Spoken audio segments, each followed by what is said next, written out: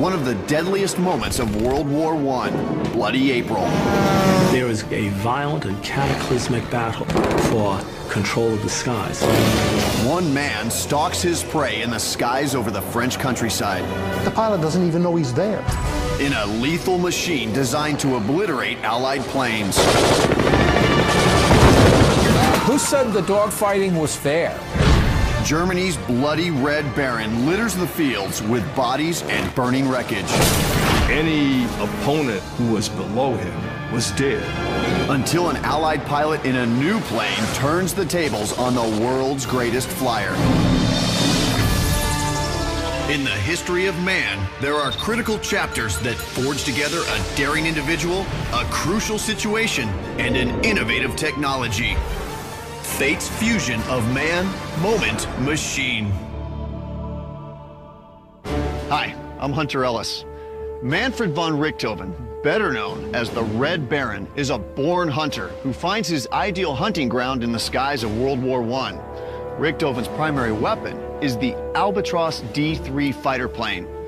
This combination of man and machine strikes fear in the hearts of the Allied pilots and creates a devastating force that leads to one of the bloodiest moments of the war.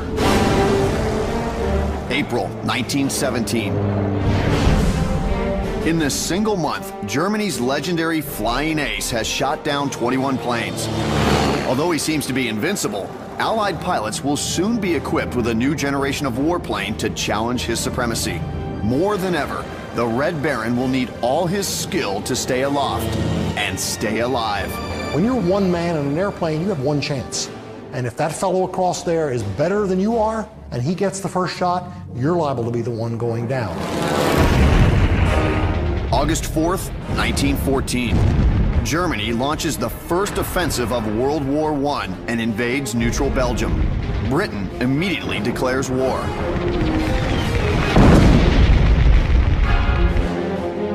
As the fighting begins, the airplane is barely a decade old, and military leaders are unsure of how to use it. The role hadn't really been developed as yet. What is an airplane going to do? They knew what a gun did, they knew what a tank did, but they didn't really know what an airplane was going to do. The warplane's first assignment is reconnaissance. Two-seater scout planes carry a pilot and an observer, an officer trained in photographing troop and artillery movement. Reconnaissance was the most important military mission. It was vitally important that air services be able to protect their own reconnaissance aircraft operating deep in enemy territory, and vitally important that they shoot down the enemies. Specialized fighter planes soon emerge, designed to pursue enemy aircraft. The fighters need more firepower, but carrying a heavy machine gun on board proves to be a formidable task. These airplanes are very flimsy wood and fabric creations. They are barely powered enough to get two men into the air stably. If you put a machine gun on some of them, they actually won't be able to take off.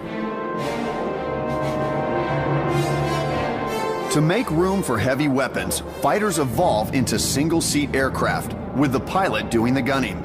But this creates an additional challenge. If you're flying a tractor airplane with the propeller in the front, and you fire a gun from behind the propeller, it will shoot your propeller off and you will crash to your death as opposed to your opponent.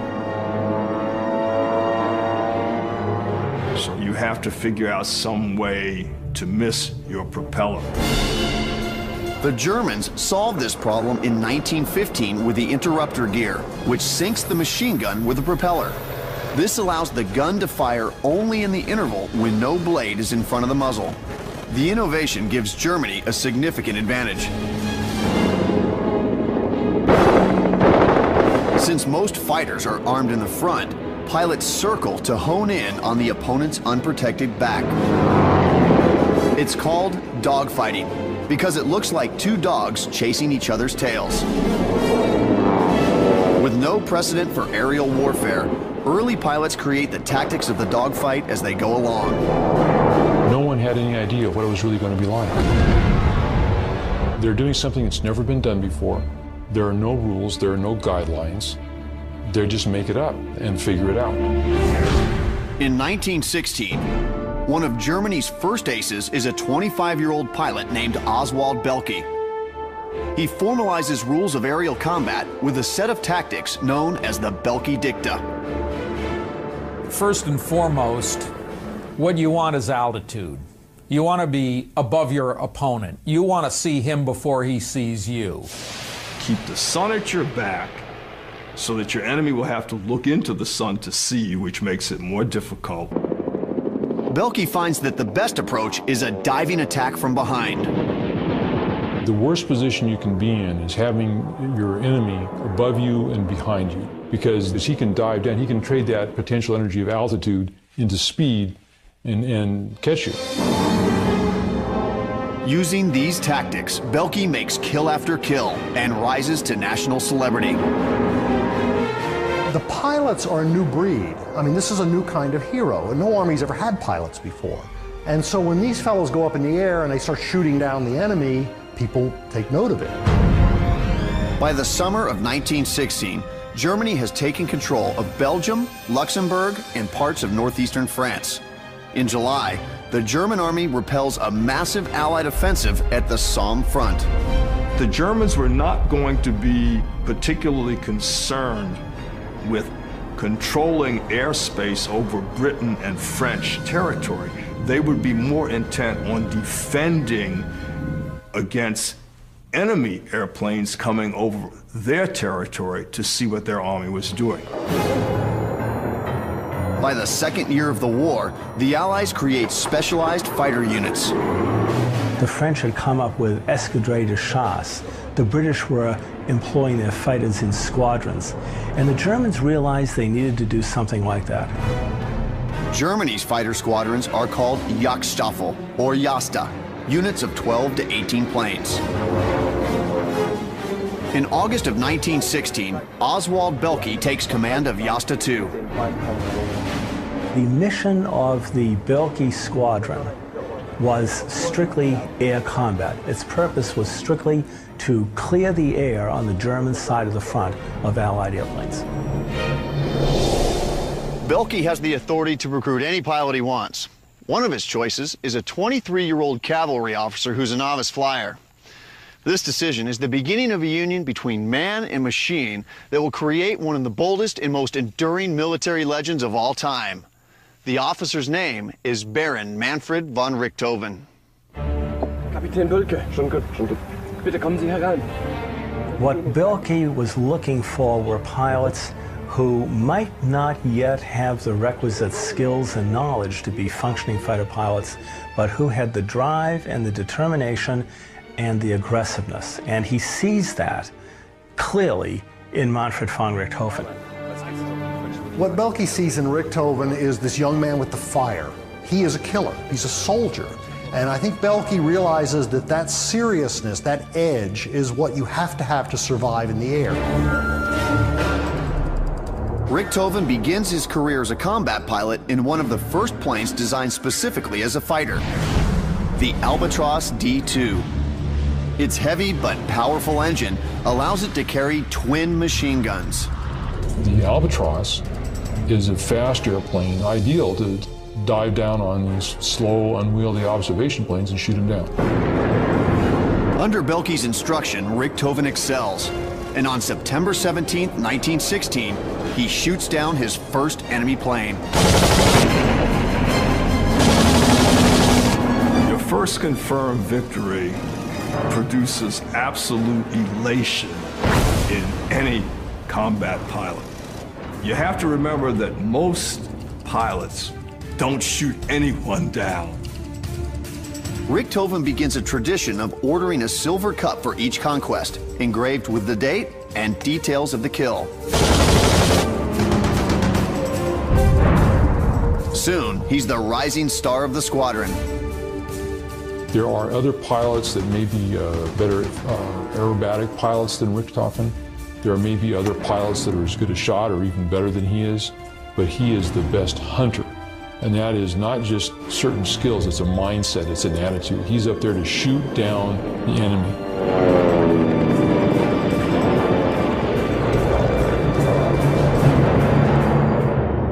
November 23, 1916. Richthofen has been a combat pilot for less than 3 months and has 10 victories when he comes up against a British pilot in a de Havilland DH-2. By November 1916, the de Havilland DH-2 is starting to become obsolescent. It is a rotary engine pusher. It has a lot of wires and a lattice-like tail to accommodate the rear propeller that add drag, and compared with the Albatross, it's a rather rickety thing. Richthofen knows that the plane is inferior to what he's flying. He knows that it's just a matter, it should be short work to shoot this plane down. What Richthofen suddenly discovers is he's chasing someone who's good, who's better at flying than maybe Richthofen is.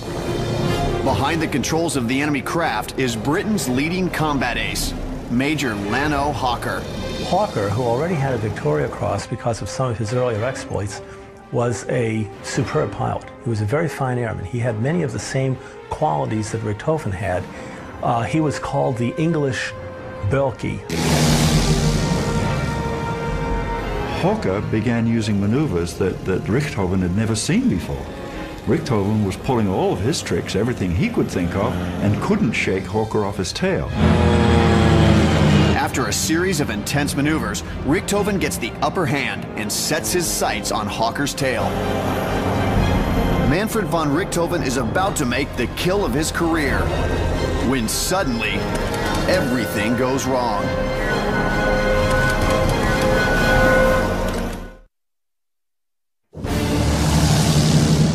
November 23, 1916. After a prolonged dogfight, Manfred Von Richthofen is finally in a position to shoot down Britain's finest fighter pilot, Major Lano Hawker, when both of his machine guns jam. This was a frequent problem with synchronized machine guns, which are dealing with this cam system to interrupt the gun whenever the propeller blade is in front of it.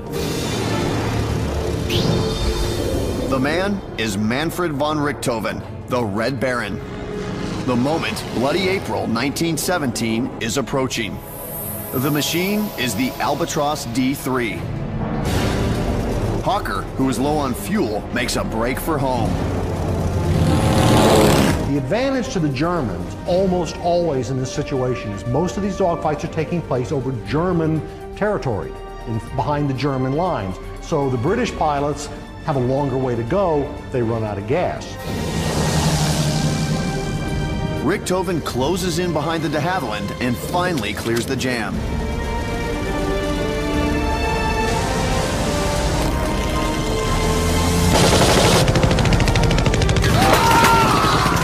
He sends Britain's finest fighter pilot crashing to his death just 50 yards from Allied lines.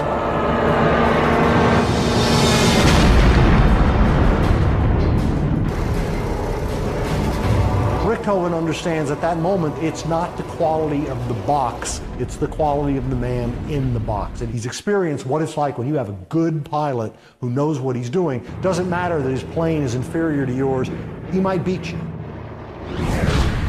Richthofen is a tireless stalker who waits for exactly the right opportunity to present itself before striking. His proficiency as a killer is the result of his childhood passion, hunting in the forests of Germany. Manfred von Richthofen is born on May 2, 1892 in Breslau, in the German state of Prussia.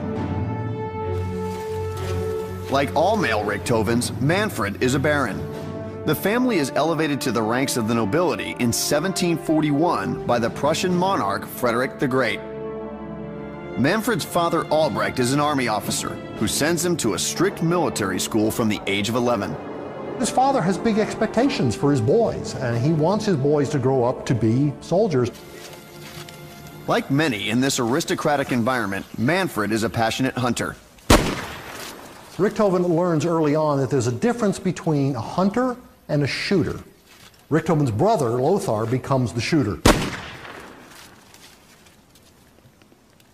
Richthofen is much more careful. He appreciates the stalking the prey. If the prey is smart and wily and has good instincts, all the better. Richthofen is also a skilled horseman. As World War I begins in 1914, he enters the Prussian cavalry as an officer. But in a battlefield controlled by machine guns, the cavalry becomes ineffective. Richthofen is put on supply duty. Manfred von Richthofen became very unhappy as a cavalry officer. He has an aggressive personality. As he wrote to the emperor, "I did not join the service to collect cheese and eggs." He wants combat. Richthofen transfers to the air service and begins his career as an observer, gathering intelligence from a scouting plane. Richthofen was miserable. He hated being an observer. He wanted to be a pilot. The pilot was doing all the fun stuff. Richthofen's basically staring through binoculars. He despised the job. He wanted the action. In October of 1915, he has a chance encounter that transforms his life. He meets the great Oswald Belke in the dining car of a transport train. Richthofen looks at Belke the way kids today look at somebody like Michael Jordan. I mean, he is the star, and every pilot, every young pilot like Richthofen emulates Belke. Würden Sie uns etwas über Ihre Geschicktheit verraten, eine Lehre, der wir folgen könnten? Ich fliege nahe meiner Beute, ziele gut, und wenn ich ihn schieße, fällt er runter. Bitte, bitte, bitte. Dankeschön, Herr Kapitän. Inspired, Richthofen takes flying lessons. Soon, Belke recruits him. It also doesn't hurt that as an aristocrat, this is the kind of person who will symbolize to many Germans what they idealize most, and that is the Prussian aristocrat as a military leader. In September, he reports for duty at Jasta-II's airfield in Bertancourt, France.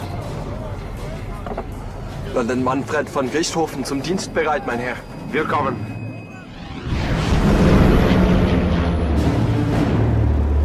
Within 3 weeks, he makes his first kill. When he chose to engage the foe, his ability to judge distance, his ability to maneuver the aircraft, his ability to assess the situation and counter the opponent's moves went to high gain. He just really understood how to put that all together.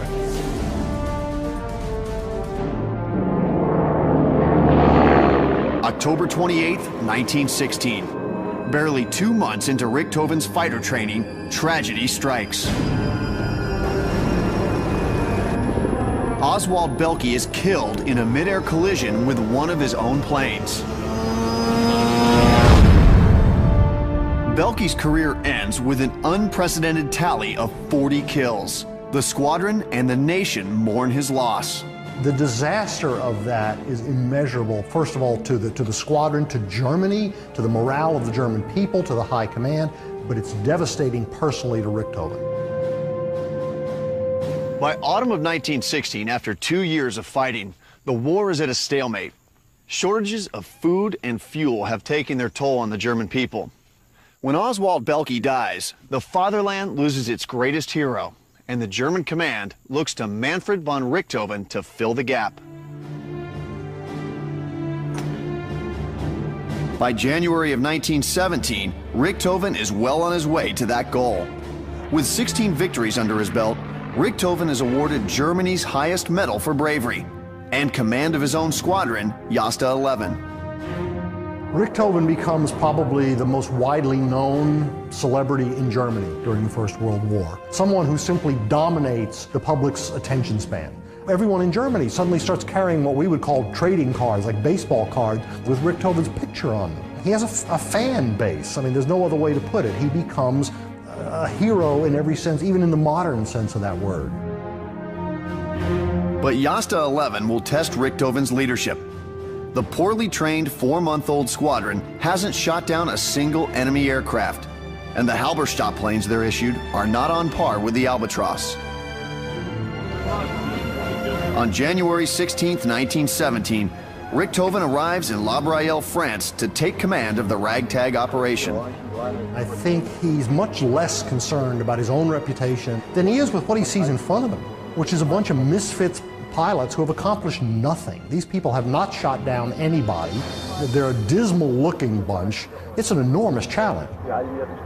Richthofen now feels the weight of his elevated status. And with the clear flying weather of spring fast approaching, he'll have to work fast. People are quite cognizant that when weather clears, there is going to be a violent and cataclysmic battle there for control of the skies. There will be a clash between opposing doctrines and the opposing quality of the fighter forces, and one side or the other will emerge as a winner. Pressure from German high command falls squarely on Richthofen's shoulders. Break the stalemate and gain the upper hand in the air war. Moment, ganz ernsthaft jetzt. Ja? January 16th, 1917. Germany's greatest ace, Manfred Von Richthofen, takes command of Jasta 11, a squadron of inexperienced pilots that has yet to shoot down a single enemy plane. He stands them up outside and he lectures them and he tells them, you're not going to die with me in command. You know, if you go up with the track record you have, you are all going to be killed. I'm not going to put up with that. Help for the hapless pilots arrives in the form of a new airplane. The next generation of Albatross, the D3. With it, Richthofen scores the first victory for the squadron and has his new Albatross painted an aggressive red. Richthofen wants his plane to be identifiable by any opponent who sees it. He does want them to know he's there in no uncertain terms. It's a great announcement. I'm Richthofen, I'm here, I'm in this red plane. If you want to fight, let's fight.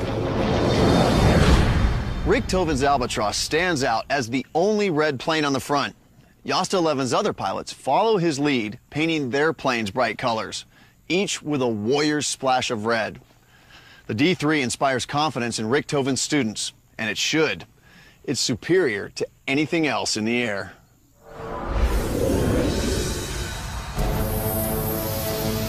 The Albatross D3 is 24 feet long with a 29-foot wingspan and a plywood-covered fuselage. It's a variation on the biplane. It's called a sesquiplane, meaning 1.5 wings. The upper wing is extended and the lower wing narrowed, using just one spar for support. The single spar wing's greatest advantage over normal biplane was that there was less area below, and if a pilot's looking down, he has a better view of what's going on down there. And spotting the enemy before he can spot you is a major advantage. At the heart of the Albatross is a 160 horsepower Mercedes engine. It gives the D3 a top speed of 103 miles per hour. That's not quite as fast as the French SPAD 7, which can do 119 miles per hour. But the Albatross has over twice the range of the SPAD and twice the firepower. Two 7.92 millimeter Spandau machine guns versus the single Vickers machine gun on the SPAD. The idea of being able to stalk and hunt one's prey in it was perfect for Richthofen.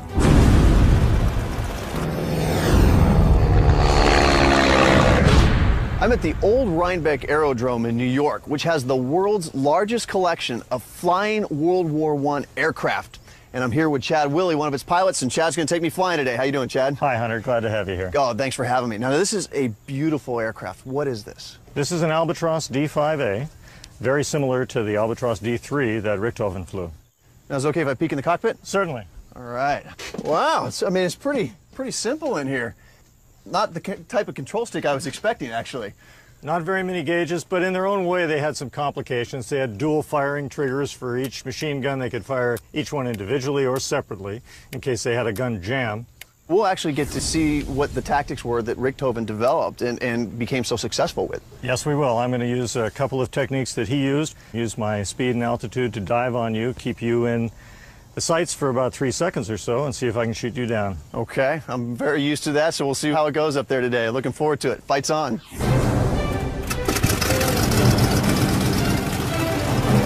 Like many of the Red Baron's victims, I'm a sitting duck in this big two-seater. In a World War I dogfight, altitude is the single most important advantage a pilot can employ in an attack. The higher plane can choose the moment of attack and gain vital speed as he dives down to make the kill. On 2 different occasions, Chad had us in his sights for more than 3 seconds. If he was the Red Baron, I'd be just another silver cup on his mantelpiece. Yeah, cool. Arming them with technique and the Albatross D3, Richthofen transforms his misfits into a superior fighting force. As Richthofen's reputation spreads beyond Germany, British newspapers dub him the Bloody Red Baron. The British press is serving German propaganda very well because they're giving him this larger-than-life image, this sort of aura, this legend around this character. Well, if you're a British pilot, you have to deal with that. January 24th, 1917. In the skies over France, a British scout plane is making a photo flight over German-held territory. Suddenly, from out of the sun, the Red Baron appears. If you're a British reconnaissance pilot in a 2-seat aircraft that most of which of them are out of date, you're basically, to put it bluntly, dog meat. Richthofen dives on the aircraft and knocks out the engine and fuel tank. It's his 18th victory. As Richthofen watches the enemy plane burn, he suddenly finds himself in trouble. His plane is falling apart. And the wing on his Albatross is cracking. The Bloody Red Baron is about to be brought down by a flaw in his own machine. Imagine the horror of the fact that it's not the British pilot who's going to kill him, it's his own plane.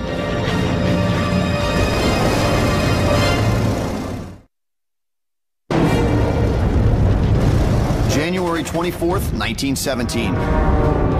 Manfred Von Richthofen has just shot a British reconnaissance plane out of the sky when his own plane develops a critical problem. The lower wing is on the verge of collapse. Richthofen's initial reaction, like most of the other pilots who experienced it, was alarm. Here was a plane that looked like a world beater, but it has a very serious Achilles heel to it. Richthofen is able to make an emergency landing, but it's clear that the brand new D3 has a structural flaw. Just days earlier, 2 pilots in another squadron are killed by the same failure. By this time, Richthofen and his Albatross are having a huge, intimidating effect on the enemy. But if word of the wing failure leaks, it could damage the psychological edge that he and his airplane enjoy. The high command needs to locate the source of the problem and find a solution, fast. The culprit turns out to be the single spar of the lower wing. Its placement is too far back from the leading edge, which weakens the wing during stressful maneuvers. That single spar lower wing on the Albatross is going to be a problem if anyone pushes the plane too hard. And this can be a tremendous disadvantage in aerial combat. While the Albatross is grounded for repair, Richthofen flies an underpowered replacement. Even so, he reaches a milestone 20 victories over the next few weeks.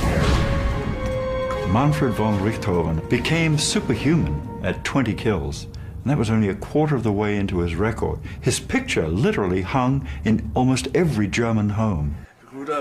In March of 1917, Manfred's younger brother Lothar joins the squadron. Glückwunsch und willkommen bei Jaster 11. Ja, ist ganz gut, dass du auch dabei bist. The High Command realizes the publicity value of having 2 Richthofens flying together. Manfred von Richthofen says, I am a hunter. My brother Lothar is a butcher.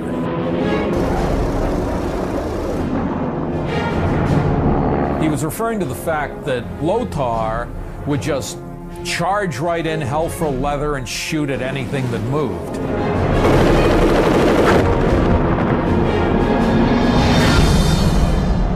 A week week later, as Britain prepares its attack, the D3 returns to action.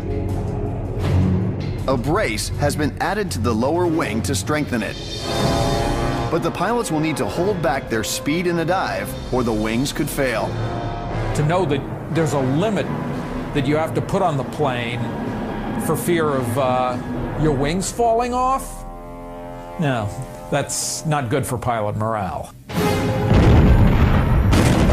April 9th, 1917. Britain begins the long-awaited Arras offensive with a massive artillery bombardment that captures over 4 miles of German-occupied territory. The British have this sense that perhaps if they push hard enough, they might be able to break the Germans. For Germany, April is a decisive month. They have to achieve control of the air in April because all the intelligence estimates indicate that the Allies will be introducing within a month higher performance airplanes. It is going to be neither quiet on the Western Front nor over the Western Front for the next month to come. To counter the British offensive, Jasta 11 flies constant patrols from their base at La Braille, France. In a patrol area covering roughly 400 square miles, Richthofen makes as many as 4 flights a day. On April 13th, he surpasses Oswald Belky's record by scoring his 41st kill. I'm certain that in Richthofen, there was, in some respects, this sense of having honored Belky's legacy, as the pupil has learned from the master.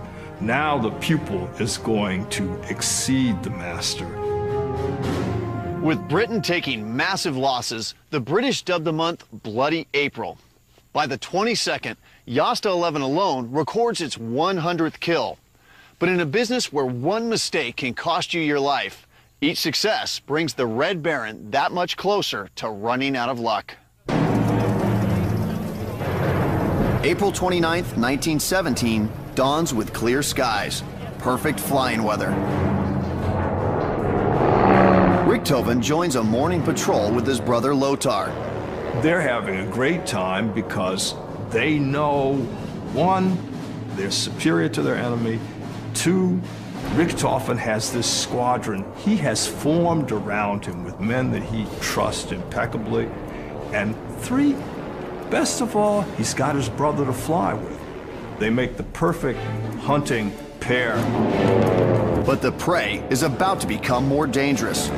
Richthofen will soon meet a new generation of aircraft designed to outfly the Albatross.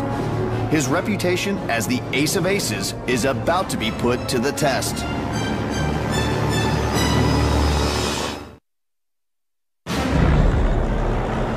April 29th, 1917. Manfred von Richthofen and his brother Lothar are patrolling the airspace over German-occupied France.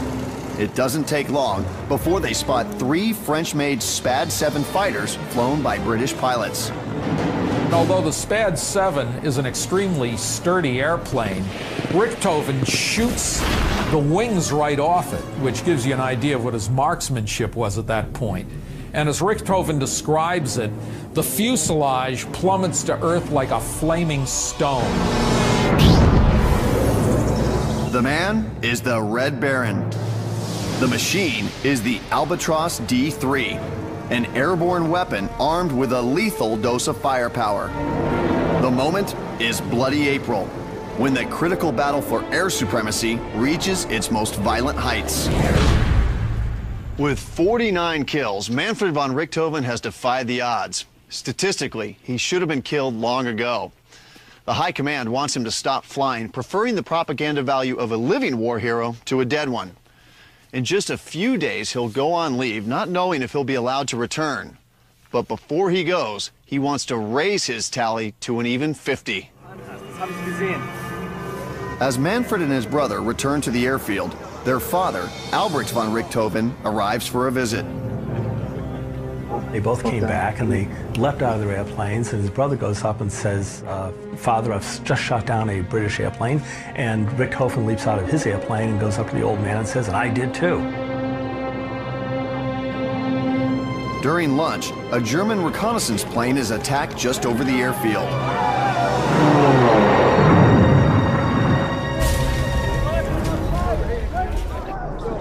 As medics carry away the dead crew, the jovial mood turns somber. At that point, von Richthofen observes his father becomes a little more serious because he then becomes aware that anyone can fall in this war, including his sons.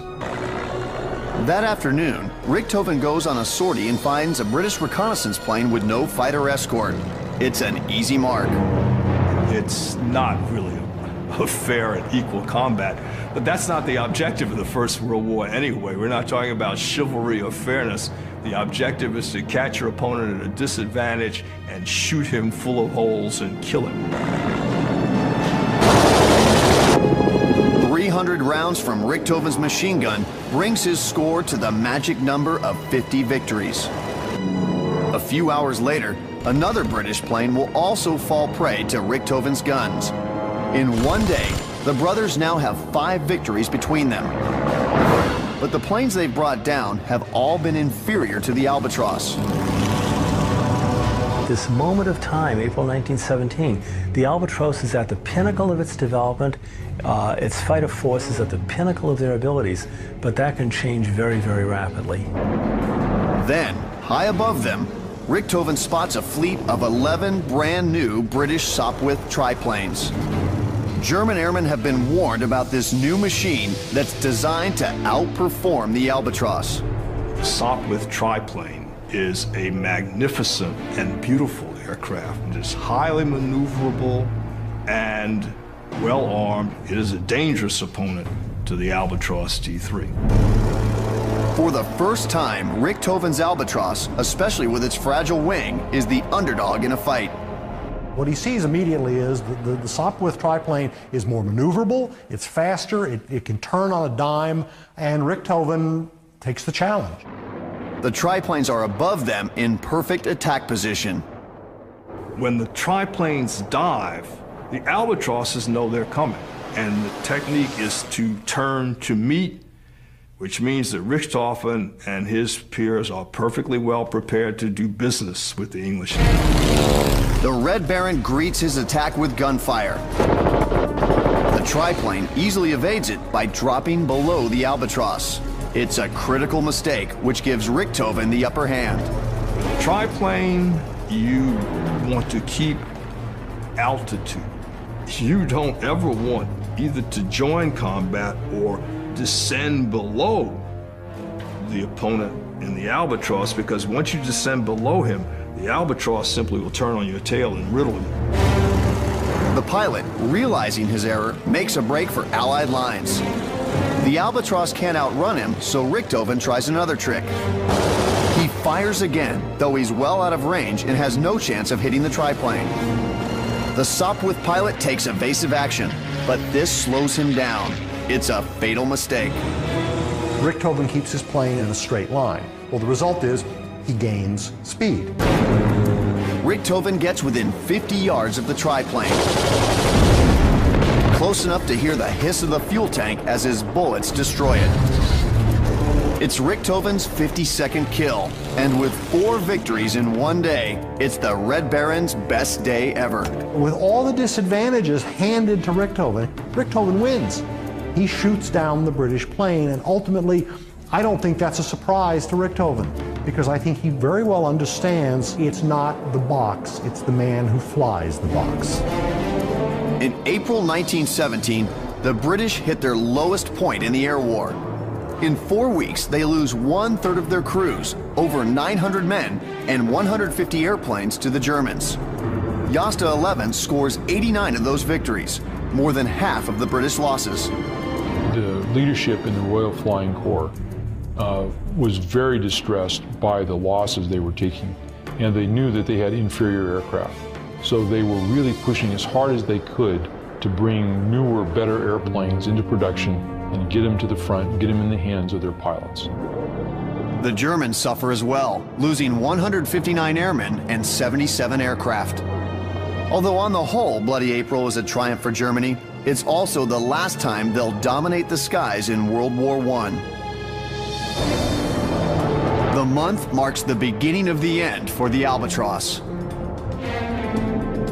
As British production hits its stride, the Allies come up with more planes that meet and surpass it. It was at that point that the Germans realized they were now looking at a disadvantage in the air rather than a positive advantage that they enjoyed all the way through the first part of World War I. For Manfred Von Richthofen, Bloody April is the pinnacle of his career. In that 1 month, he brings down 21 airplanes. But 2 months later, his luck will change when he attacks a reconnaissance plane that should be an easy kill. The observer is shooting at him wildly, way out of range, and Richthofen's sort of chuckling to himself that, yeah, I've seen this before. One of the bullets strikes him in the head. It's just bad luck. Richthofen will never fully recover from this injury, although he continues to fly and score victories. In September of 1917, Richthofen's aging Albatross is replaced by the Fokker DR-1 triplane. The small and agile fighter is a fierce counter to the new Allied designs. The Albatross was, of course, von Richthofen's primary aircraft, his primary steed, until he had accomplished 60 kills. At that point, along came the Fokker DR-1, the airplane for which he's probably most noted for, but actually the aircraft that he spent the least time in. April 21st, 1918.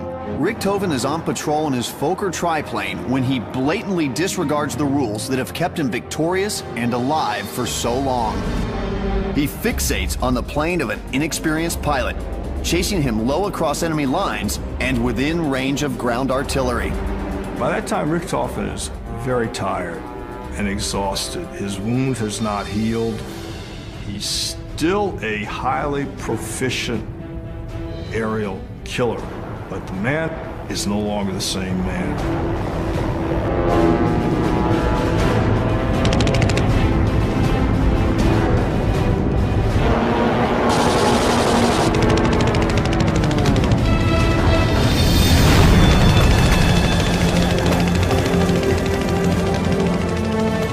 The greatest ace of all is shot down and killed with a single bullet through the chest.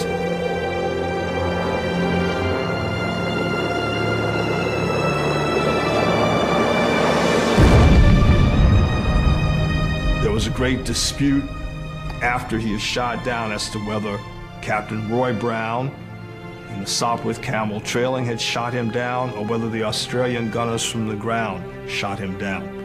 In some respects, it really didn't make a lot of difference. He was dead. Richthofen is 2 weeks shy of his 26th birthday when he's killed. The Allies bury him with full military honors. His career total of 80 combat victories is unequaled by any other flyer on either side during World War I. Manfred's brother Lothar survives the war, but dies in a plane crash in 1922 at the age of 27. Manfred von Richthofen, he deserves to be recognized as an extraordinary military hero, not just a German military hero, an extraordinary hero to anyone who understands how difficult it is to be a fighter pilot, who understands how primitive those airplanes were, the challenge of facing an adversary in horrible physical conditions, and the fact that Richthofen did it better than anyone.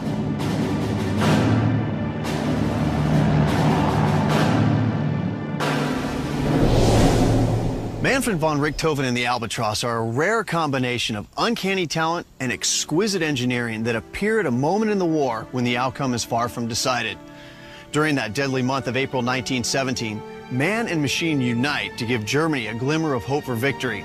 It also marks another appearance of the M3 factor, a force